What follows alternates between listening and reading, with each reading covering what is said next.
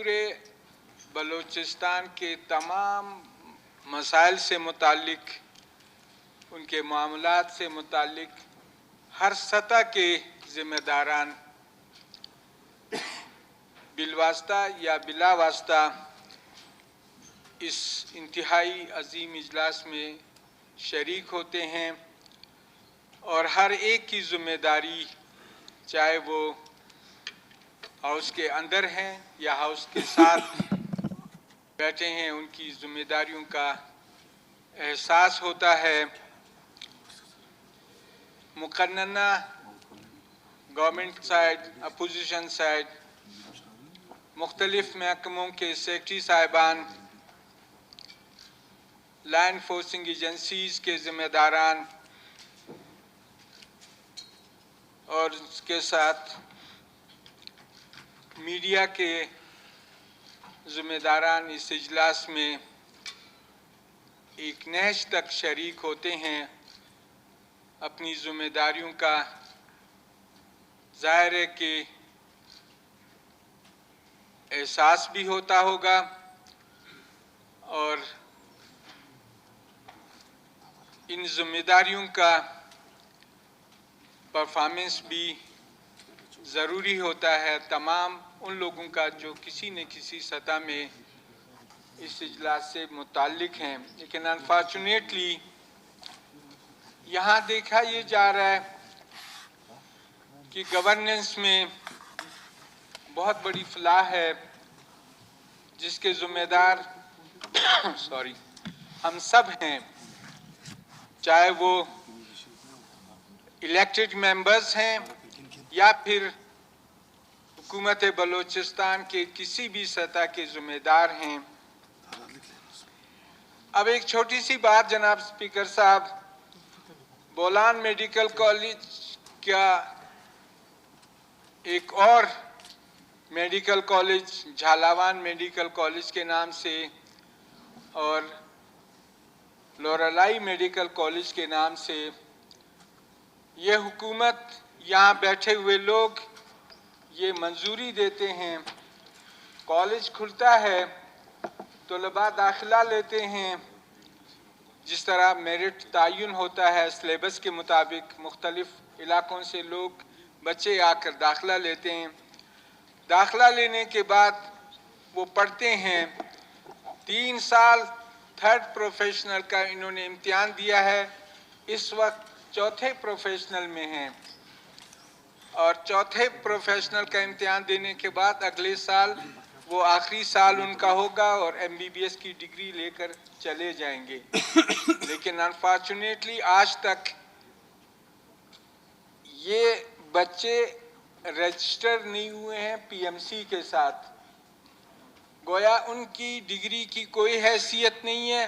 ये डिग्री लेंगे भी तो इन्हीं फुटपाथों पे फिरेंगे, न तो वो बेलदार भर्ती हो सकेंगे और नहीं नायब कासिद MBBS डॉक्टर होना तो दूर की बात है जब तक उसकी रजिस्ट्रेशन ना हो।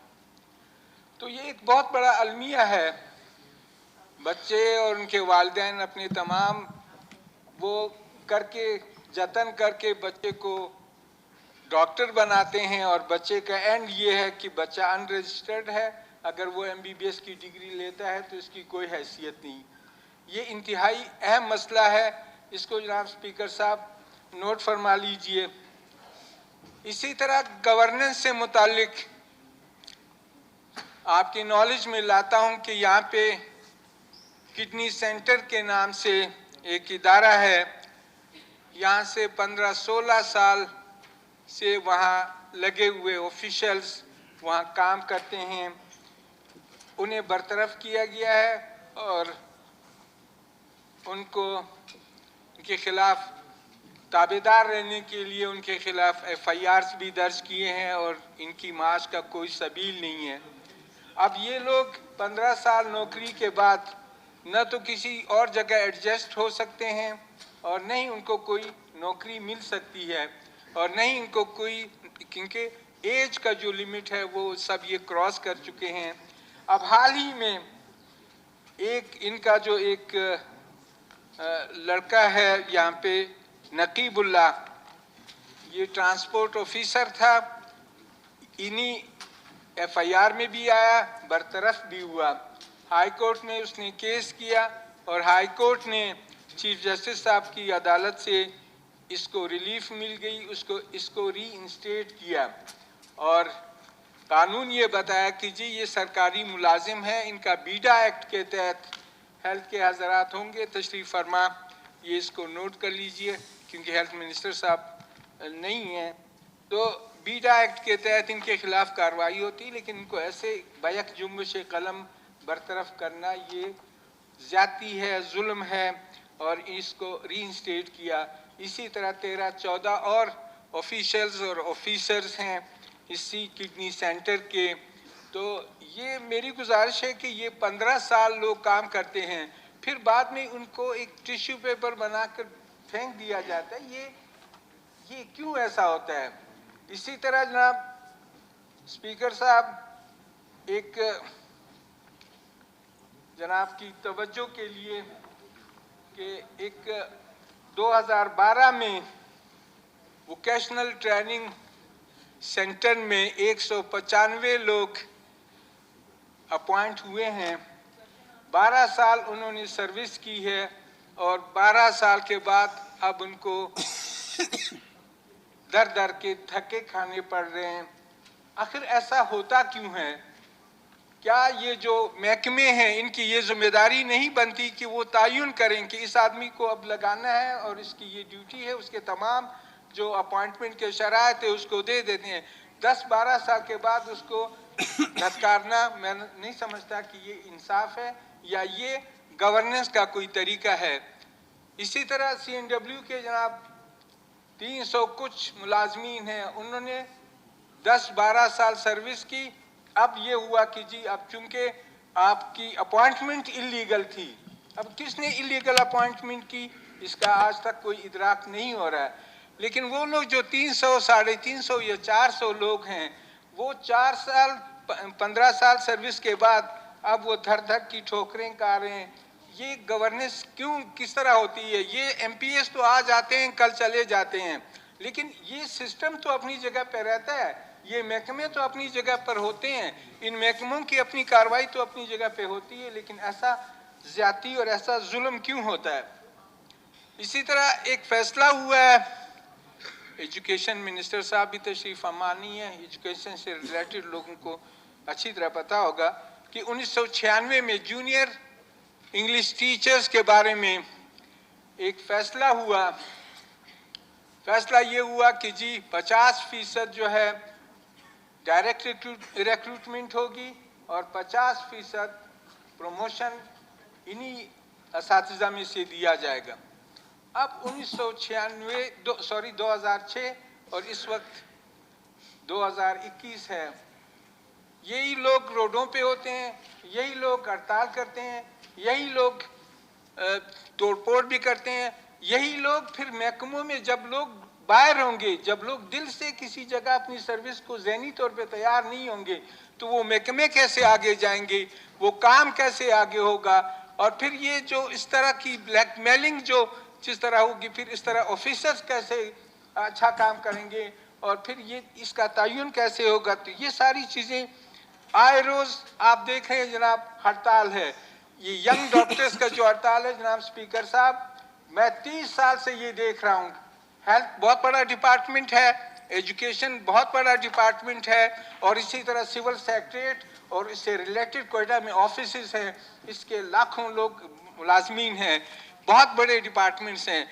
लेकिन 30 साल से मैं ये देख रहा हूँ कि हर रोज़ कोई न कोई बहाना बन के हड़ताल पे आ जाता है और उनके मसाइल और फिर उस मसाइल में इनकी गिरफ्तारियाँ होती हैं।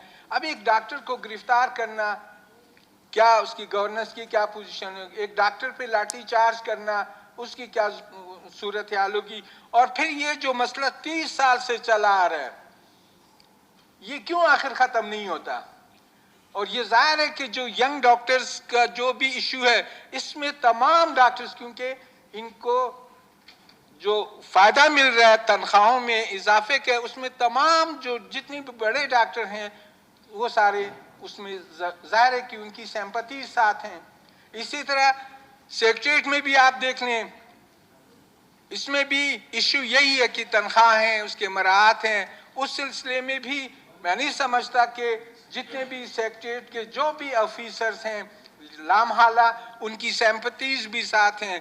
नतीजा ये है कि न सेक्रेटरीट में काम होता है, न अस्पतालों में काम होता है। और इस तरह अब बलूचिस्तान, नुकसान किसको पहुंचता है जनाब स्पीकर साहब? नुकसान तमाम का तमाम आवाम को पहुंचता है।